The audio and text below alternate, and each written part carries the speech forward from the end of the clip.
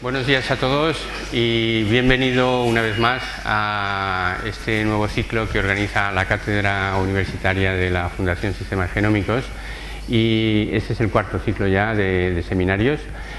Como sabéis algunos de vosotros, estos seminarios tienen como objetivo poner al día y mostrar los avances más recientes que se producen en el ámbito de diferentes patologías, fundamentalmente de base genética. Y para ello, pues lo que hacemos es invitar a algún experto en el tema. Y hoy, pues tenemos el placer de contar con nosotros a Toni Castells, el doctor Castells, que es gastroenterólogo y es el jefe de es jefe de gastroenterología en la clínica, pero además dirige el Instituto de Enfermedades Digestivas y Metabólicas también en el Hospital Clínic de Barcelona. El doctor Castells es gastroenterólogo. Él estudió medicina en Barcelona, después hizo la residencia en digestivo también en Barcelona y después se marchó a hacer una estancia postdoctoral a Boston, donde aprendió toda la tecnología molecular de las bases genéticas y todas las técnicas moleculares, y eso le permitió 2 años después volver al Hospital Clínico, donde se hizo cargo ya donde entró en el servicio de gastroenterología y se hizo cargo de lo que es el cáncer colorectal en sus 2 facetas que ahora comentaré. La trayectoria de Toni Castells durante estos años ha sido fantástica. Ha publicado en las mejores revistas que os podáis imaginar, ha sido IP de numerosos proyectos, y yo solamente quería destacar 2 proyectos en los que está involucrado y que está como coordinador. Uno de ellos es el proyecto EpiColon, que trata de llegar a conocer mejor las bases genéticas del cáncer de colon hereditario.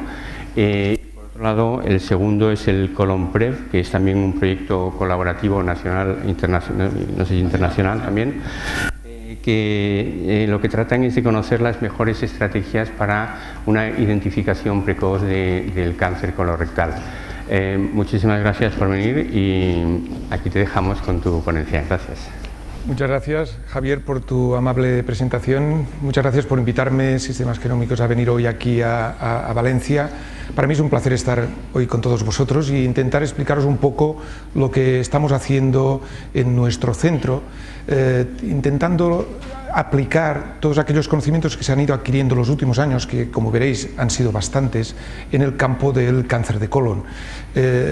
Como Javier comentaba, el cáncer de colon no es una enfermedad única, sino que de hecho refleja varias enfermedades. Un porcentaje importante de ellas, es esta que podéis ver aquí en amarillo en este gráfico, es el cáncer de colon esporádico, al cual va dirigido el segundo proyecto que mencionaba Javier, de ColonPrev, que son personas habitualmente alrededor de los 70 años que tienen un cáncer de colon y que no sabemos aún hoy por qué lo tienen. Son personas que no tienen antecedentes familiares ni al parecer ningún factor que les predisponga a tener esta enfermedad. Hoy no voy a hablar de esta forma. El seminario está planteado sobre todo de aspectos genéticos y por eso el título de mi charla es Genética y Genómica del cáncer de colon, y hace referencia fundamentalmente a este trocito pequeño del pastel, que son las formas hereditarias de cáncer de colon, fundamentalmente los síndromes polipósicos y el síndrome de Lynch. Pero voy también a dedicar unas cuantas diapositivas, muy pocas, a este trozo que llamamos cáncer de colon familiar, que representa más o menos el 25% de los casos de cáncer de colon que atendemos en los hospitales, y que son personas que tienen antecedentes en la familia, pero que no conseguimos clasificarlos en ninguna de estas formas hereditarias, es decir, no encontramos la mutación causal, y esa es una de las áreas en las cuales estamos trabajando. Por último, en la tercera parte también voy a dar una pincelada de cómo lo estamos llevando a cabo en el día a día en nuestro hospital, cómo podemos ofrecer a los familiares de gente que ha tenido cáncer de colon para intentar prevenir esta enfermedad, en cierta forma, cómo podemos aplicar el conocimiento teórico que tenemos en relación a ella.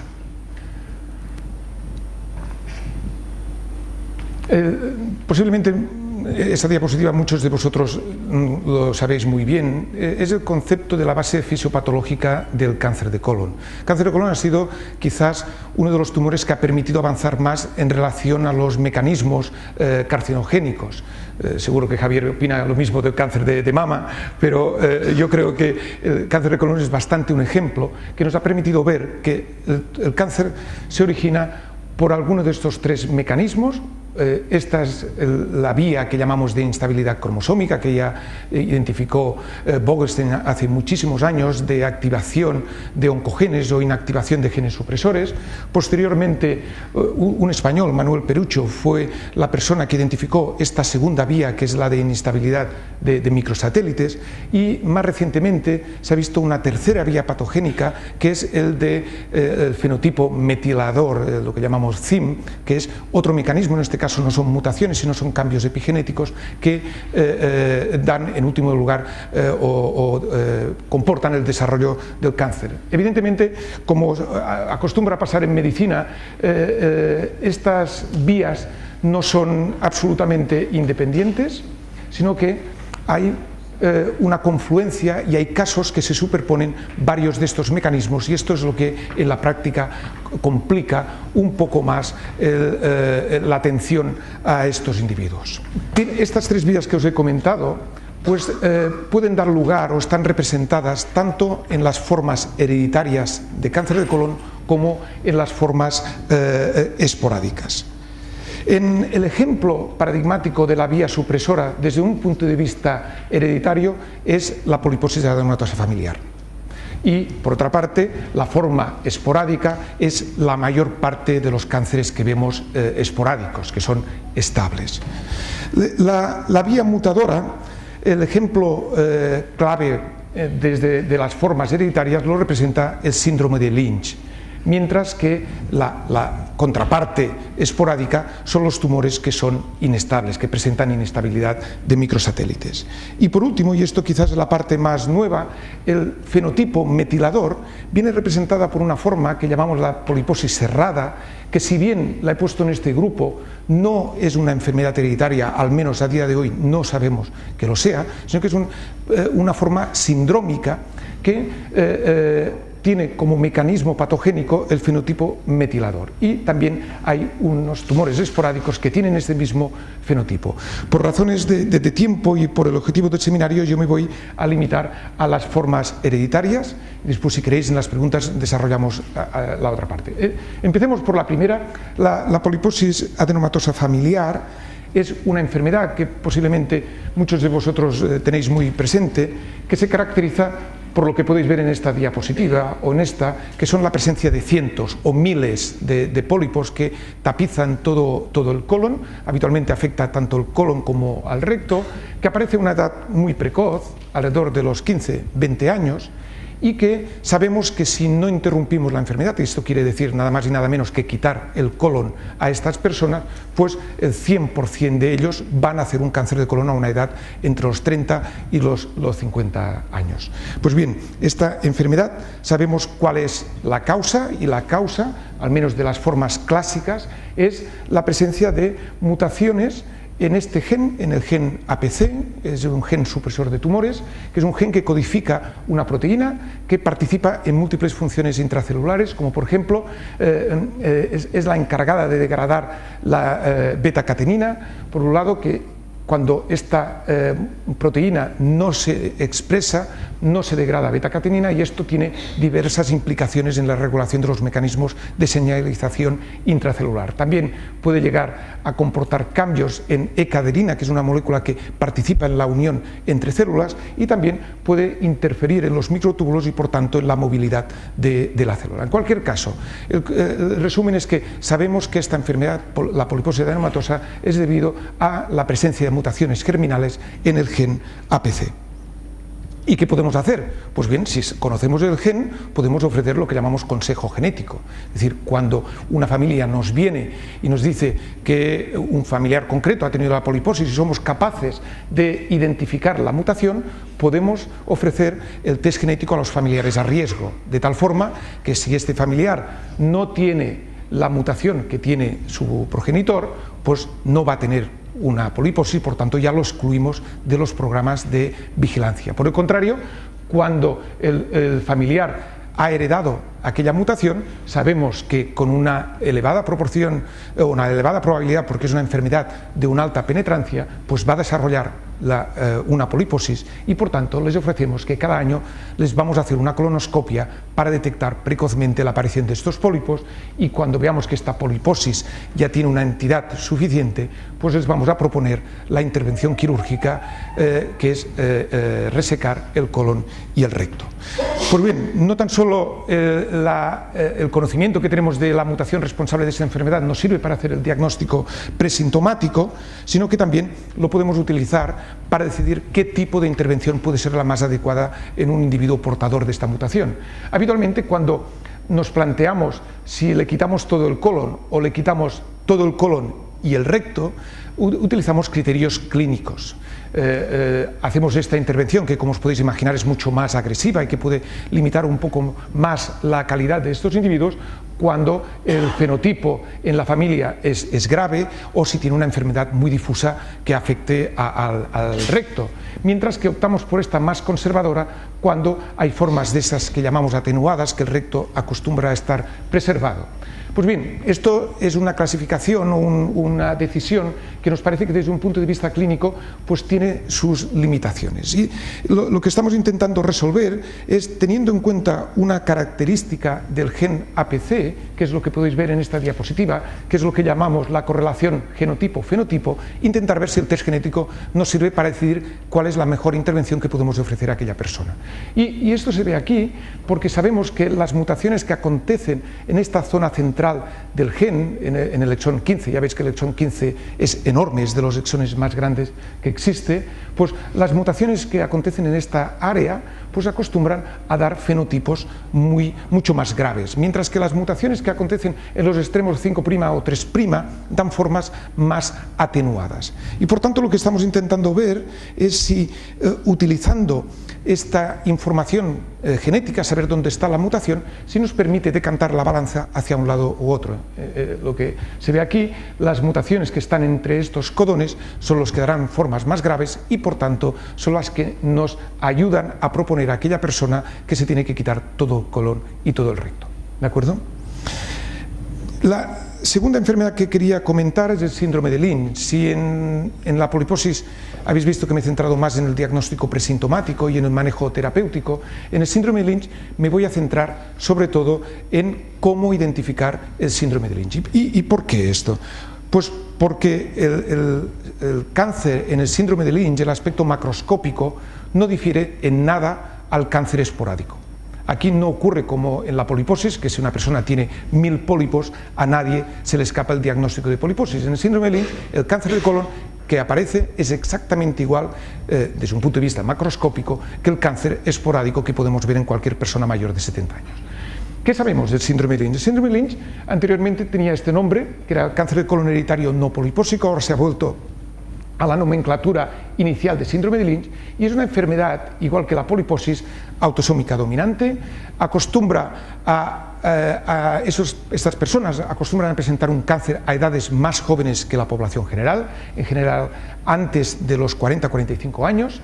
Son tumores que tienen lugar sobre todo en el colon derecho, aunque no siempre es así, y que tienen unas características histológicas concretas, como por ejemplo tienen células en anillo de sellos, células que acumulan moco.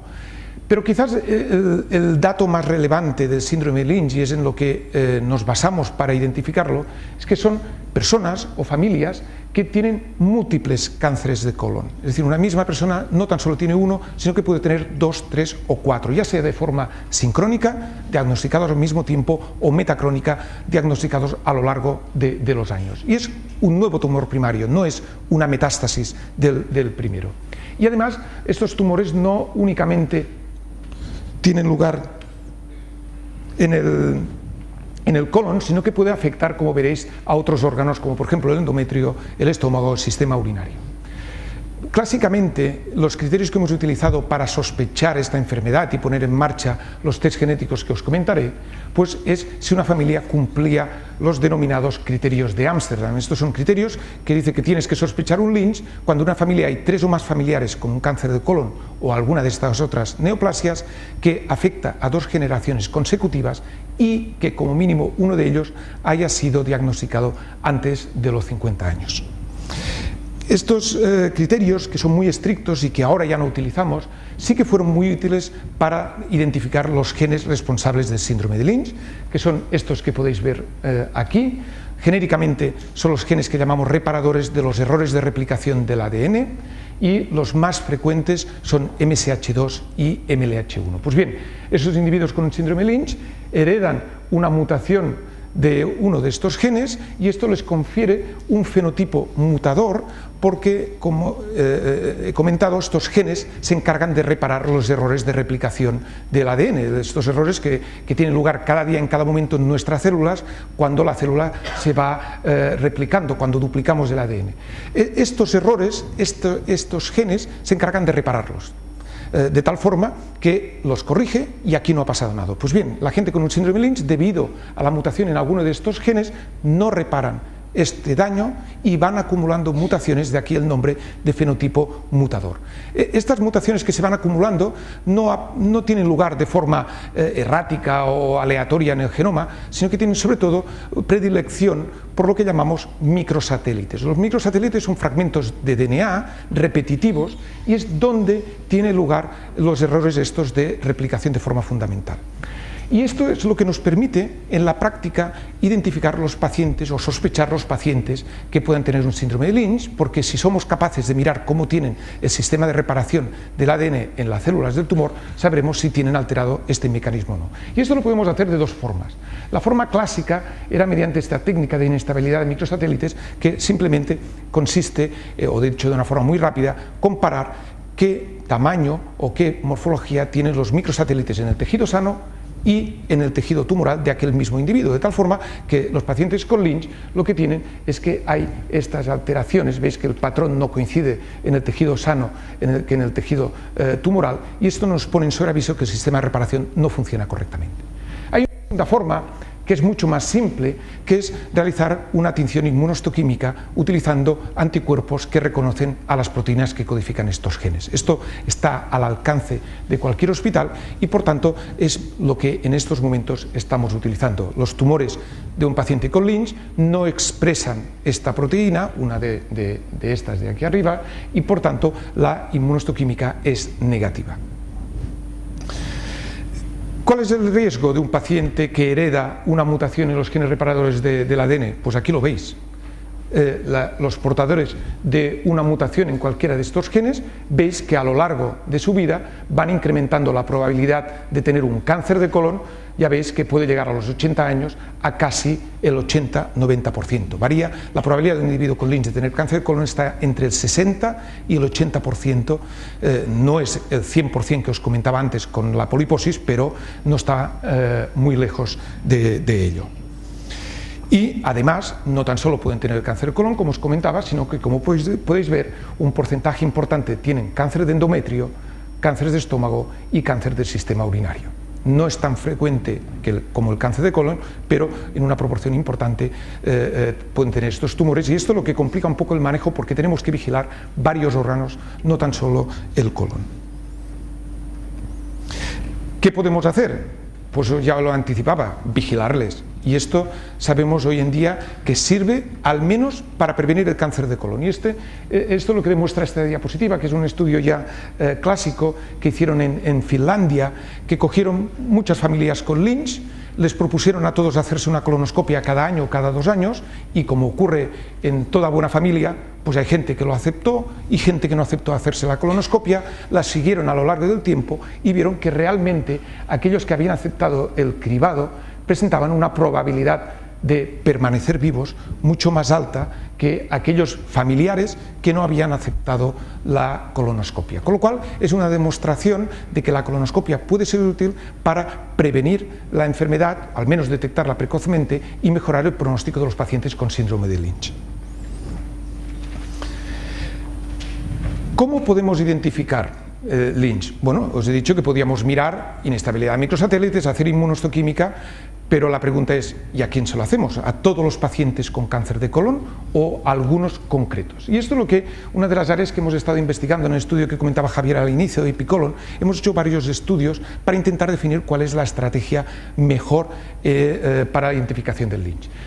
Si utilizamos los criterios de Ámsterdam, que eran los clásicos, podéis ver que tiene una cierta limitación, o dos limitaciones. Por un lado, de las personas que cumplen Ámsterdam, no todos tienen un Lynch. Encontramos mutación solo en aproximadamente la mitad. La otra mitad cumplen criterios y no tienen un Lynch. Pero desde un punto de vista práctico, quizás es mejor ver el problema al revés. Y es así, de los individuos que tienen un Lynch, no todos cumplen criterios de Ámsterdam. Hay un 30% que no los cumplen. Por tanto, si utilizáramos los criterios de Ámsterdam, nos estaríamos perdiendo un 30% de los pacientes con Lynch. Esto comportó que el Instituto Americano del Cáncer, ya hace muchos años, propusiera otros criterios que son, seguramente habéis oído hablar de los criterios de Bethesda, esta es la versión revisada, que es mucho más compleja, no pretendo que nadie la memorice ni la copie, ni mucho menos, y que mucho más complicada que los criterios de Ámsterdam, por supuesto, que en este caso no eran definitorios de Lynch, sino que el Instituto Americano del Cáncer lo propuso en el sentido que si un individuo cumplía alguna de estas, no todas, alguna de estas condiciones, que sea un cáncer de diagnóstico precoz, que tengan tumores sincrónicos o metacrónicos, que tengan una determinada características histológicas o una determinada historia familiar, a estos individuos les podríamos hacer el test de inestabilidad de microsatélites y si el tumor era inestable, continuar con el estudio genético en línea germinal. Pues bien, estos criterios no se habían validado y nosotros los validamos en una cohorte importante de pacientes en el estudio Epicolon que recogimos durante un año 2.000 pacientes con cáncer de colon que llegaban a unos 25 hospitales que participaron en el estudio. De todos esos individuos intentamos tener la historia familiar de todos ellos de forma indiscriminada, no sistemáticamente cualquier cáncer de colon de enero a diciembre, les hacíamos la historia familiar y cogíamos muestras del tumor para poder comparar estas estrategias. Y quizás la conclusión más relevante de aquel estudio fue que quisimos ver si en aquellos individuos que cumplían los criterios de Bethesda que he mencionado, si hacer una inmunohistoquímica en lugar de hacer la inestabilidad de microsatélites, podía dar resultados parecidos, con la idea de lo que comentaba antes, como la inmunohistoquímica está al alcance de cualquier hospital, de cualquier servicio de anatomía patológica y no tenemos que recurrir a un servicio de genética, que sabéis que hay muchos hospitales que no lo tienen, queríamos ver si ambas estrategias eran superponibles. Y como podéis ver, la diapositiva no podía ser más clara, el rendimiento, tanto de sensibilidad, especificidad, valores predictivos, fue idéntico, es decir, el rendimiento es el mismo en aquellos individuos que cumplen criterios de Bethesda si les hacemos una inmunohistoquímica o hacemos inestabilidad de microsatélites para identificar los portadores de la mutación.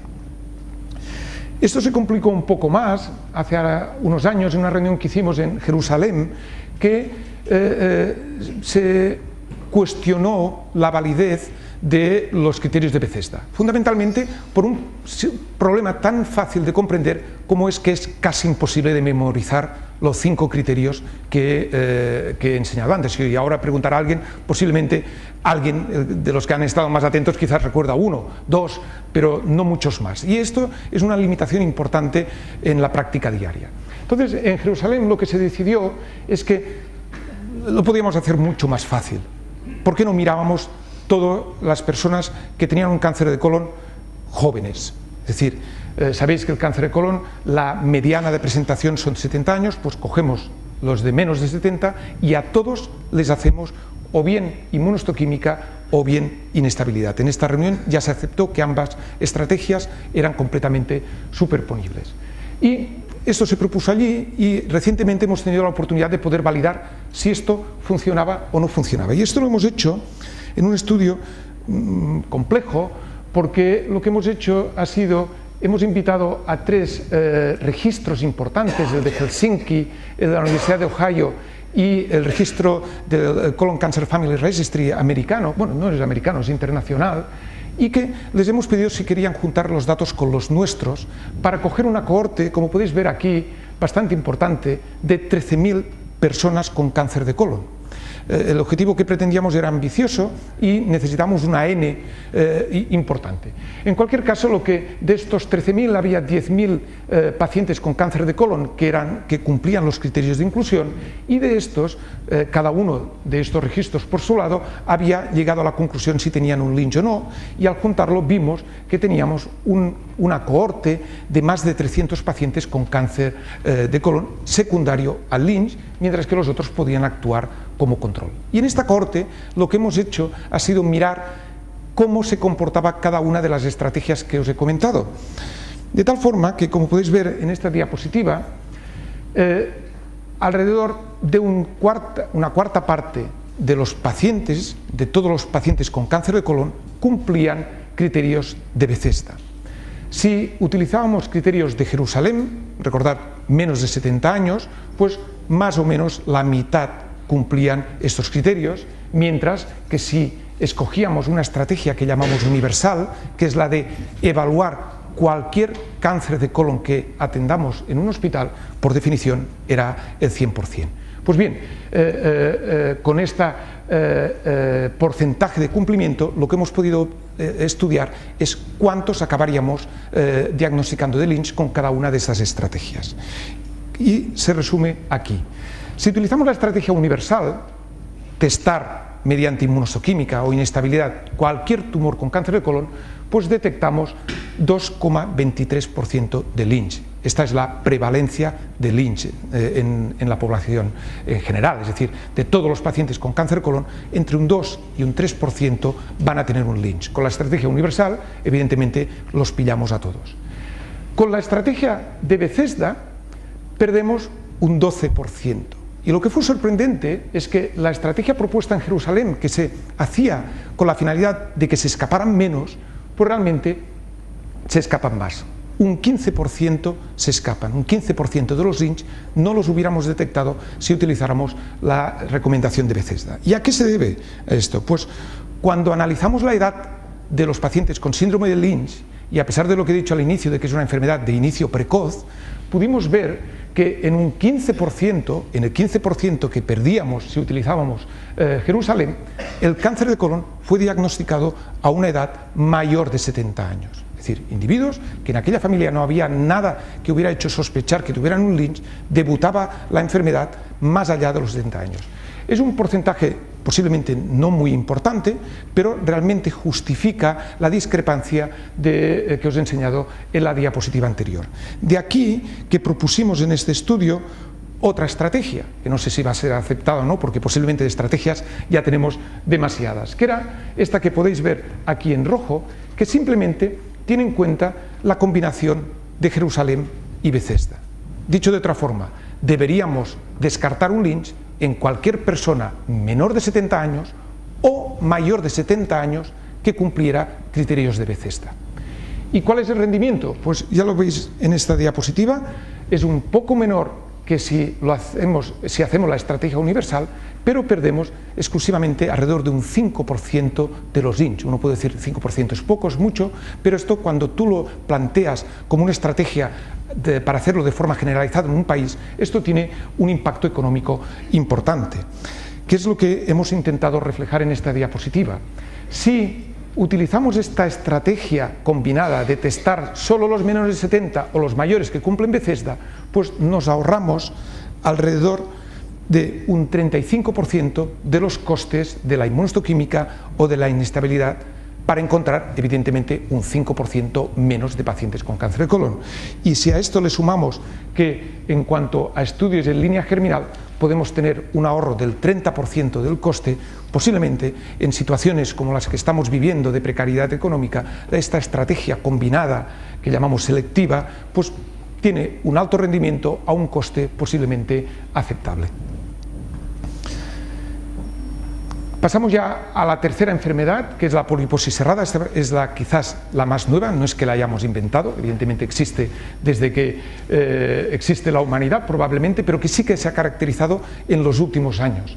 Es una enfermedad que, como su nombre indica, es una poliposis, es decir, tiene múltiples pólipos, y que de un tipo de pólipos que no son los de la primera enfermedad que he comentado, no son adenomas, son pólipos cerrados, son pólipos que hasta hace muy poco se creía que no tenían ningún significado fisiopatológico, es decir, que tener un pólipo cerrado o hiperplásico son términos sinónimos. Muchas veces les decíamos a los pacientes, oiga, váyase un pólipo hiperplásico, no tiene ningún riesgo de tener un cáncer de colon. Esto hemos ido viendo que no es así, de tal forma que pacientes que tienen varios pólipos, y en concreto la definición que utilizamos es más de 5 pólipos situados proximalmente en el colon derecho, o más de 20, sea cual sea su localización, pues realmente tiene un riesgo de que degenere en un cáncer de colon. Sabemos muy poco, es una enfermedad aún que consideramos heterogénea, no tenemos bien definidos los subtipos, pero sí que hemos sabido varias cosas, como por ejemplo que el riesgo de cáncer, como os comentaba, es importante. Este es un estudio del grupo holandés de Evelyn Dekker, que es la persona quizás que tiene más experiencia en el mundo en esta enfermedad, que recogieron un grupo, una cohorte de 77 pacientes con poliposis cerrada y los siguieron. De estos 77 pacientes, 27 desarrollaron un cáncer de colon. De ellos, es decir, un 35%, un tercio de los pacientes con poliposis cerrada desarrollaron un cáncer de colon. De estos, la mayoría lo tenían en el momento que se diagnosticó la enfermedad. Cuando diagnosticaron la poliposis, diagnosticaron simultáneamente el cáncer, es decir, el cáncer fue la manifestación que permitió el diagnóstico de enfermedad. Y hubo 5 casos más que lo hicieron a lo largo del seguimiento, de tal forma que en los individuos que tenían una poliposis pero no tenían cáncer al inicio, la probabilidad de presentar este cáncer es del 7%, oscila entre el 7 y el 10% a los 5 años. Al inicio os he dicho que es una enfermedad que la ponía dentro del grupo de hereditaria, pero no es hereditaria, o al menos no sabemos el gen responsable, y a esto vamos a dedicar esfuerzos en los próximos años varios grupos. Es una enfermedad sindrómica que vemos que hay una cierta agregación familiar, aproximadamente entre el 15 y el 30% de personas con poliposis cerrada tienen o bien antecedentes familiares de poliposis cerrada o bien antecedentes familiares de cáncer de colon, con lo cual esto nos pone en sobreaviso que posiblemente podría haber un gen o varios genes implicados en el desarrollo de esta enfermedad, pero hoy en día aún no lo sabemos. Lo que sí que sabemos es cuáles son los mecanismos subyacentes a la poliposis cerrada, y es lo que he puesto aquí en esta diapositiva. La mayor parte de los pacientes con poliposis cerrada que desarrollan un cáncer de colon tienen mutaciones somáticas en el gen BRAF. Y no tan solo esto, sino no sabemos por qué mecanismo esto, o no está bien establecido por qué mecanismo estos individuos presentan un fenotipo metilador, tienen metilación de diferentes genes, muchas veces el gen MLH1, que posiblemente os suena porque he hablado de él cuando hablaba del síndrome de Lynch. En este caso no es un síndrome de Lynch, no es mutación, es metilación del promotor del gen MLH1, que da lugar a que la mayor parte de los pacientes con cáncer de colon y poliposis cerrada tengan tumores inestables, tumores parecidos al Lynch sin tener el Lynch. Y en otros casos los tumores son estables porque parece que la metilación puede tener lugar en otros genes que no son genes reparadores del ADN. Saltamos ya a la segunda, ya casi final de mi charla, que hace referencia al grupo que os mencionaba al inicio, que es el grupo que denominamos genéricamente cáncer de colon familiar, por ponerle un nombre. Ponemos familiar porque hay antecedentes en la familia de cáncer, pero no le ponemos el adjetivo de hereditario porque no hemos identificado ni mutación en los genes reparadores, ni en APC, ni en ninguno de los otros genes que conocemos asociados al cáncer de colon.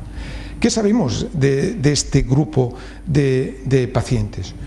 Pues sabemos aspectos epidemiológicos. Sabemos que en una determinada familia el riesgo de tener un cáncer de colon viene determinado por el número de familiares de primer grado que han tenido esta enfermedad. Como podéis ver, si cogemos una familia representada en negro donde no hay antecedentes de cáncer de colon y lo comparamos con una familia que hay un familiar de primer grado con cáncer de colon o 2 familiares de primer grado con cáncer de colon, el riesgo se incrementa.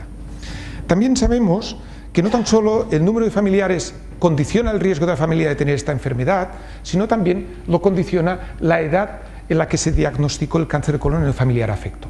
cuanto más joven sea la persona que ha tenido el cáncer de colon en tu familia, mayor probabilidad tienes de tener un cáncer de colon.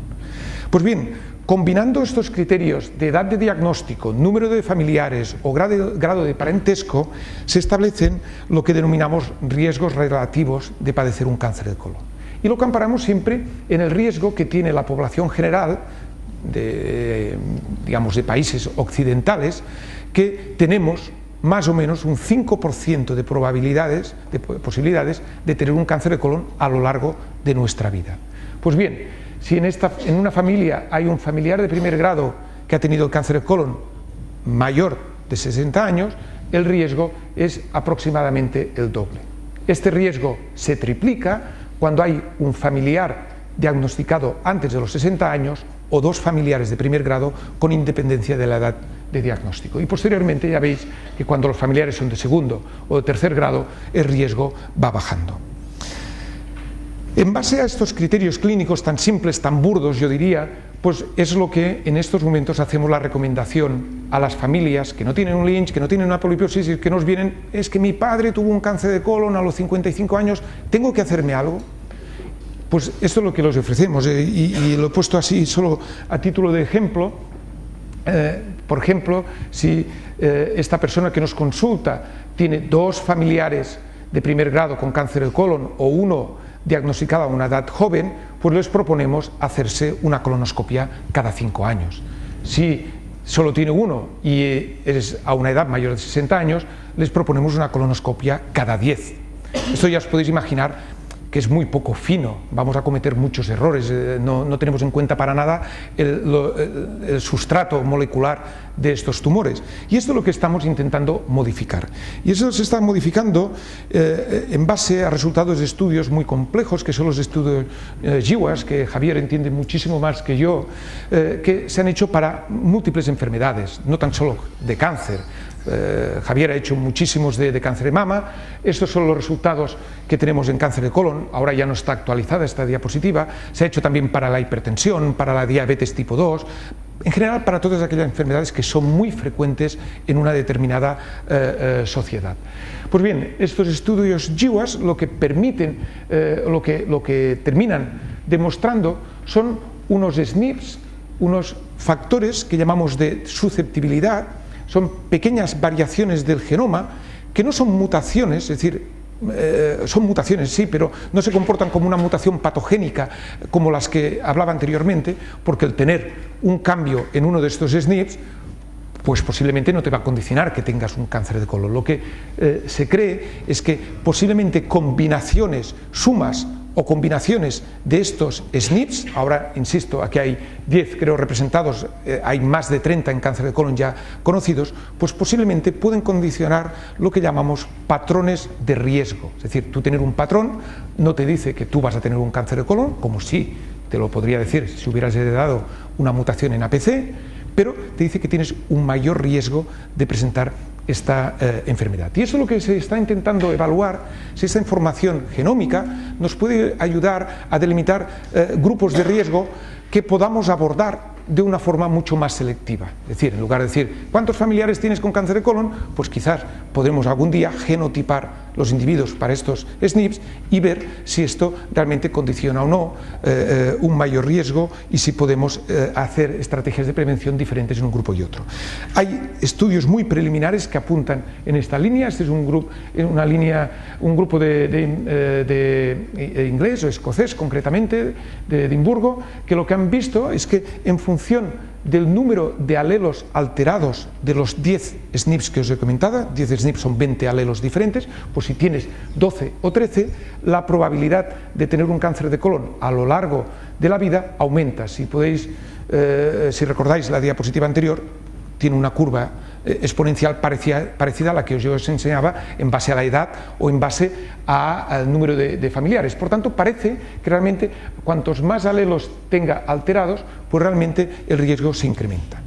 Una aproximación parecida, hemos hecho un estudio en nuestro grupo utilizando las muestras de Picolon. En este caso analizando individuos con cáncer de colon, que ya habían hecho un cáncer de colon, lo que hicimos fue genotipar esos individuos para los mismos 10 SNPs y vimos que uno de ellos, en concreto este que podéis ver representado aquí, que está localizado en el brazo largo del cromosoma 8, pues se asocia a un riesgo dos veces el doble de 2 veces más probabilidades de tener antecedentes de cáncer de colon en la familia. Por tanto, posiblemente no todos los SNPs confieren el mismo riesgo de padecer esta enfermedad, sino que posiblemente algunos van a dar más riesgo o menos. Hoy en día, esa es la información que tenemos, no lo utilizamos en la práctica asistencial, por tanto, continuamos recomendando colonoscopia, contando palito a palito cuántos familiares con cáncer de colon tuvieron. Y ya para terminar, muy brevemente, solo explicaros cómo estamos haciendo esta aproximación en nuestro hospital, en Barcelona. Nosotros creemos que desde los servicios de digestivo, de cirugía, de oncología, tenemos una capacidad para poder modificar el pronóstico de esta enfermedad. Estamos hablando de cáncer de colon hereditario o familiar, porque podemos en estos momentos llevar a cabo estrategias de consejo genético, de diagnóstico presintomático, podemos hacer estrategias de cribado, como la colonoscopia que os he comentado en varias ocasiones. Con estas colonoscopias podemos ofrecer tratamiento, podemos hacer polipectomía en la propia endoscopia. Si quitamos el pólipo, evitamos que este paciente con Lynch acabe haciendo el cáncer de colon. Y por último, también sabemos que en aquellas personas que hayan hecho cáncer de colon tenemos también estrategias para poderlo seguir, por ejemplo, detectar precozmente un segundo tumor que pueda tener un familiar con síndrome de Lynch, uno de estos tumores metacrónicos. Creemos que con esta perspectiva global de diferentes formas de aproximarnos a la prevención del cáncer de colon, pues tiene sentido crear unidades específicas dedicadas a ello, como esta que tenemos, que le hemos puesto este nombre CART, de clínica de alto riesgo de cáncer de colon, que pretende abordar esta problemática. Y lo pretendemos abordar de una forma un poco diferente a las unidades de consejo genético tradicionales. Las unidades de consejo genético tradicionales son aquellas que atienden a varios cánceres, de mama, de endometrio. Nosotros nos ceñimos mucho al cáncer de colon. Son unidades que acostumbran a estar centralizadas, son unidades de referencia que muchas veces compañeros de otros hospitales mandan allí a un paciente para que los médicos de aquella unidad digan si es un cáncer hereditario o no. Por tanto, tiene un mecanismo de recogida, de inclusión pasivo. Se dedica habitualmente solo a las formas hereditarias, estas que conocemos los genes responsables. Y habitualmente estas unidades hacen exclusivamente el diagnóstico y no hacen ni el tratamiento ni el seguimiento de los pacientes. Una vez diagnosticado, si es un portador de una mutación en MLH1, pues lo devuelven al hospital de referencia y allí los médicos de aquel hospital son los que hacen la vigilancia y el tratamiento. El planteamiento que hacemos nosotros, que no quiero decir ni que sea mejor ni peor, pero es el que hemos intentado organizar en los últimos años, es crear estas unidades monográficas de cáncer de colon, a pesar de que a veces nos llegan pacientes con sospecha de Lynch por tener algún cáncer de aquellos que llamamos asociados, que trabajamos en red, y ahora os enseñaré la próxima diapositiva qué quiere decir esto. Hacemos una aproximación un poco más poblacional, porque tenemos implicados a los médicos de atención primaria de Barcelona, que de forma proactiva interrogan a las familias para ver si tienen historia familiar o no, y incluimos tanto las formas hereditarias como estas formas que me he referido al final, familiares. Y en nuestra propia unidad, los médicos que estamos allí, como la mayoría somos gastroenterólogos, somos quienes también hacemos las colonoscopias o las técnicas endoscópicas de estas que llamamos de alta definición y el tratamiento de estos pacientes. Ya para terminar, solo para que veáis cómo lo tenemos organizado a nivel poblacional, tenemos médicos de atención primaria que han recibido una formación específica para interrogar a los individuos que atienden en su consulta con un cuestionario preestablecido. estos médicos de familia, cuando sospechan que una persona, ellos realizan esta potencial identificación, puede tener una enfermedad hereditaria o una predisposición al cáncer, lo manda al hospital secundario, hospital comunitario, hospital comarcal, como le queráis llamar.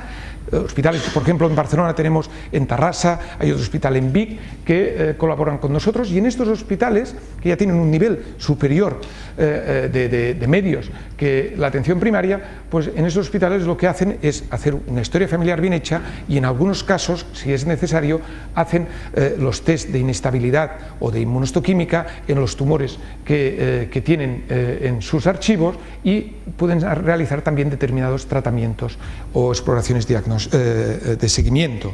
Mientras que en el hospital de referencia, que en este caso es el nuestro, es donde hacemos el manejo de las enfermedades propiamente hereditarias. Sabéis que el consejo genético es una estrategia compleja que requiere una serie de visitas que están muy bien establecidas, con gente experimentada en recoger los datos de la historia familiar, saber transmitir la información, explicar en qué consiste el test genético, las implicaciones que tiene, tanto clínicas como legales, y esto creemos que se tiene que centralizar en determinadas unidades, así como también algunos tratamientos específicos, algunas pruebas de cromoendoscopia o de endoscopia avanzada que no están al alcance de cualquier hospital, y que tan solo que sea por economía de medios, tiene sentido concentrarlo en determinados centros. Esta es la aproximación que hacemos. Insisto, no estoy diciendo que sea mejor y peor que la otra, pero os he querido explicar un poco cómo trabajamos en el día a día.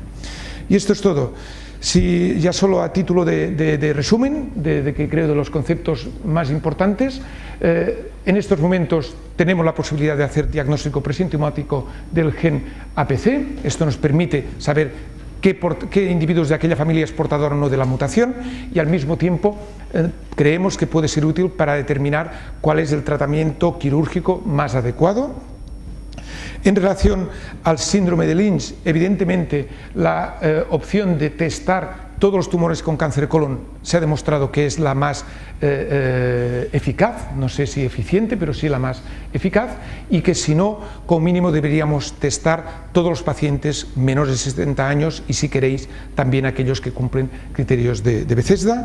Y por último, este grupo grande, heterogéneo, que llamamos de cáncer familiar, no sabemos muy bien lo que ocurre, pero sí sospechamos que les ocurre alguna cosa, y por tanto los esfuerzos de muchos grupos en el mundo en estos momentos es intentar caracterizar mejor la susceptibilidad para el cáncer de colon en estas familias. Muchas gracias.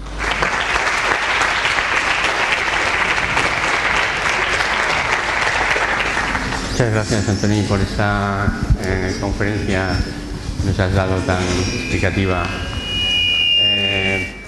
Queda abierto la discusión, preguntas.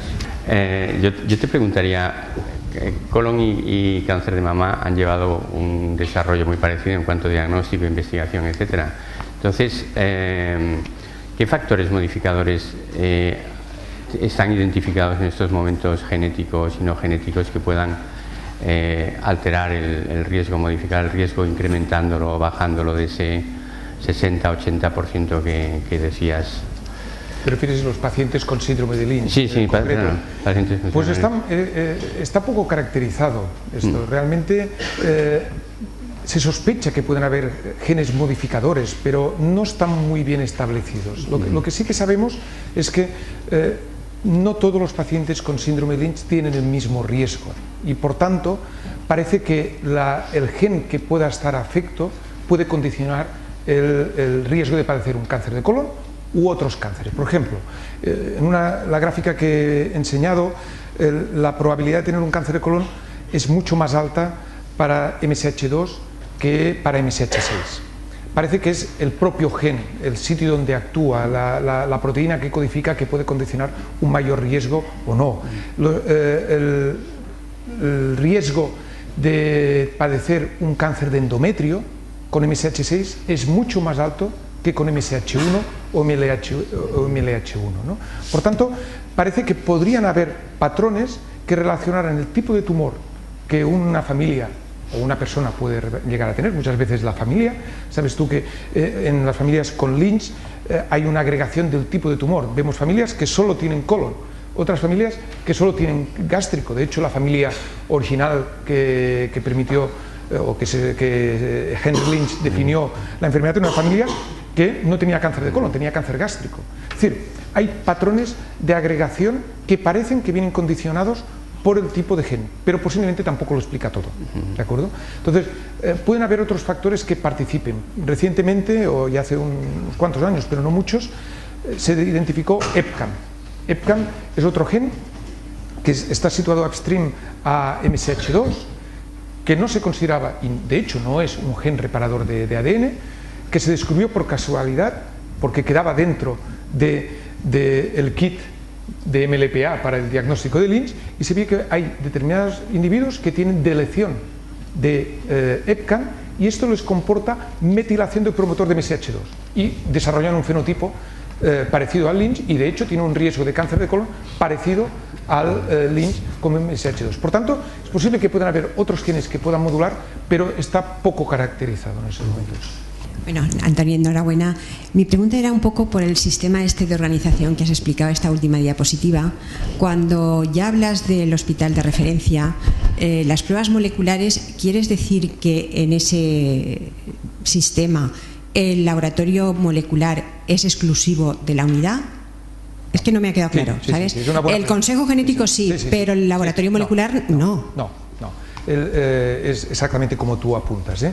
El laboratorio de nuestro hospital es el laboratorio de genética, y el laboratorio de genética es el que está a cargo de estas pruebas, ¿no? En nuestro laboratorio solo realizamos los test para proyectos de investigación, pero las pruebas asistenciales es el laboratorio de genética que hace MSH2, BRCA1, BRCA2 y el gen de la ataxia.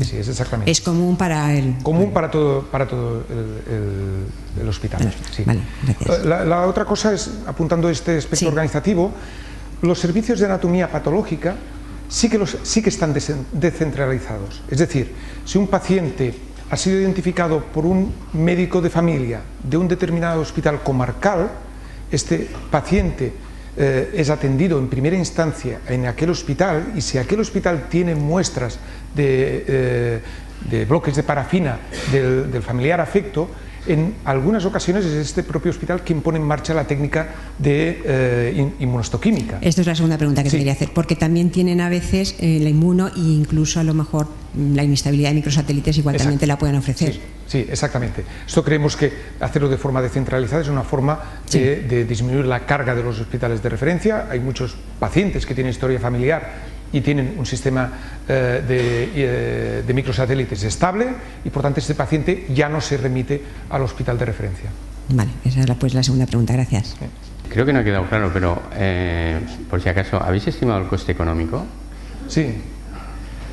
Sí y no. Digamos, lo hemos calculado, pero mal. No sé si hay alguien de gestión aquí en la audiencia. Hemos hecho una estimación de costes muy burda, lo que se llaman los análisis de minimización de costes. Es decir, lo que hemos hecho es cuánto hemos dedicado para hacer los test de inestabilidad o inmunohistoquímica en el conjunto de la población, cuánto hemos gastado en test genéticos cogiendo un valor estándar, y con cada una de las estrategias, y lo hemos dividido por el número de pacientes con síndrome de Lynch que encontramos en cada una. Es un proceso de minimización de costes. Y el ahorro en relación a testar todos los pacientes con inmuno, con inestabilidad, y hacer test genético en aquellos que sean inestables, cuando cogemos esta estrategia selectiva de menos de 70 años o que cumplen Bethesda, pues hay este ahorro entre el 30 y el 35% del coste por paciente diagnosticado. Esto es una aproximación burda, porque no hemos tenido en cuenta un aspecto que es muy importante, que es qué impacto podríamos tener en aquel paciente que identificamos con Lynch al testar a todos sus familiares y a prevenir el cáncer de colon en todos aquellos familiares que fueran portadores de una mutación. Este es el cálculo correcto, es decir, tú miras con una perspectiva poblacional. Está demostrado que el diagnóstico presintomático es coste eficaz.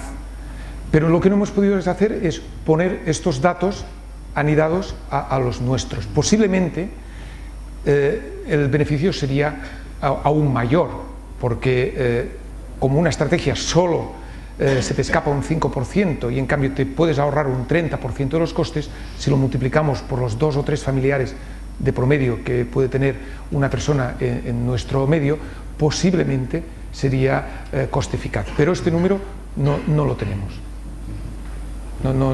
Esto necesitaríamos un economista de la salud con capacidad de hacer estas simulaciones que hacen ellos de los Markov para desarrollar el modelo en varias generaciones y ver cómo impacta. Pero posiblemente cuantas más generaciones pusiéramos, más coste eficaz podría ser estas estrategias. ¿Y se ha aplicado esa estrategia también a otros tumores relacionados con el síndrome de Lynch, como el cáncer de endometrio o los de las vías biliares?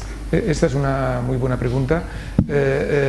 Hay estudios que sugieren que esto también puede funcionar para el cáncer de endometrio. Yo no tengo conocimiento de ningún estudio que lo evalúe para cáncer gástrico, que es el segundo o tercero en frecuencia, sistema urinario, pero para endometrio hay estudios, hay algunos ya publicados y hay estudios hechos muy cerca de aquí, por el grupo de Alicante y de Elche, que realmente sugiere que una estrategia de esta de ir a abordar el tumor de una forma más o menos sistemática, no recuerdo exactamente los detalles, si es hasta una cierta edad de mujeres que tienen endometrio, pues puede ser eficaz y coste eficaz, efectivamente. Hola, bueno, va un poco relacionado con lo que ha dicho mi compañera ahora. Yo trabajo en cáncer gástrico y últimamente están saliendo muchos estudios que también indican la importancia de la inestabilidad de microsatélites en cáncer gástrico. Se está determinando cada vez más.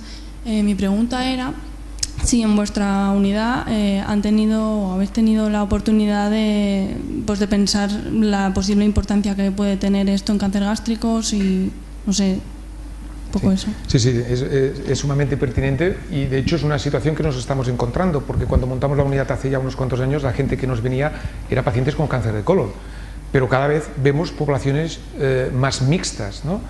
El cáncer gástrico, nosotros tenemos poca experiencia y no tenemos datos publicados como para refutar o apoyar estas estrategias, y para mí es un poco más complejo. Efectivamente, hemos diagnosticado síndromes de Lynch haciendo inestabilidad inmunoquímica sobre el cáncer gástrico, pero posiblemente no lo tenemos tan bien sistematizado como deberíamos tenerlo. El cáncer gástrico es una enfermedad también heterogénea, que como tú sabes hay un grupo muy bien definido que es el cáncer gástrico hereditario difuso, que es un subgrupo poco frecuente, al menos en estas latitudes, que es debido a mutaciones germinales en el gen de la E-caderina. Nosotros tenemos una familia, no tenemos más. En algunos casos tenemos cáncer gástrico secundario a síndrome de Peutz-Jeghers. El síndrome de Peutz-Jeghers es una otra enfermedad que hoy no hemos hablado, que es debido a mutaciones en el gen de la STK11, otro gen, y que estos pacientes tienen riesgo de cáncer de colon, cáncer de páncreas, cáncer gástrico, algunos también allí. Hay varias, en resumen, es que hay varias enfermedades hereditarias que pueden predisponer al cáncer gástrico y no tenemos bien establecido aún cuál es la estrategia más adecuada para abordarlo. Evidentemente, es importante disponer de la histología. Si no es un cáncer gástrico difuso, es un cáncer gástrico de tipo intestinal, que es el más frecuente, no tiene sentido descartar mutaciones en E-caderina, pero aún queda un grupo muy heterogéneo que no tenemos bien establecido cómo abordarlo. Si es un paciente o una familia que hay cáncer gástrico y sospechamos y hay casos de cáncer de colon, pues lo manejamos, al menos como estrategia, como si fuera un Lynch, y si el tumor que tenemos disponible es el cáncer gástrico, pues hacemos inestabilidad inmunohistoquímica. Sí, además, bueno, ya una cosa rápida, que también me parece muy interesante que en los estudios que han salido de esto que comento se asocia la inestabilidad de microsatélites con una mejor supervivencia de los pacientes. Sí. Y solo quería preguntar si han podido considerar por qué, o se han preguntado, porque yo me lo pregunto y no. Por si ustedes lo habían pensado. No. Y yo no lo sabía en cáncer gástrico, pero en cáncer de colon ocurre lo mismo. digamos, la inestabilidad de microsatélites condiciona la supervivencia. En cáncer de colon parece que la inestabilidad sobre todo condiciona el pronóstico vinculado a la respuesta al tratamiento. Y esto está bastante claro en la respuesta a 5-fluoracilo, que hasta hace poco era el tratamiento estándar de los pacientes con cáncer gástrico. Parece que con irinotecan, que es otra de las estrategias, no afecta, pero con las estrategias que contemplan 5-fluoracilo, como puede ser las pautas clásicas de Mayo o las más recientes que utilizamos de Folfox, de combinar oxaliplatino con 5-fluoracilo, posiblemente también lo condiciona. Y parece que no son todos los tumores con inestabilidad de microsatélites lo que condiciona esta peor respuesta al tratamiento, sino que concretamente serían aquellos con inestabilidad de microsatélites secundario a mecanismos epigenéticos. Es decir, que los pacientes con LIMS pues igual se pueden beneficiar igual de estos tratamientos quimioterápicos, pero en cambio los tumores esporádicos con inestabilidad de microsatélites, que hoy no hemos hablado, pero que más o menos representa un 15% del conjunto de cánceres esporádicos, que son inestables debido a metilación del promotor de MLH1, estos parece que son los que responden peor a quimioterapia. Insisto, esto en colon, en gástrico, te toca a ti. Pues muy bien, muchísimas gracias, Tony, por haber venido a inaugurar este nuevo ciclo de seminarios. Gracias. Hasta pronto.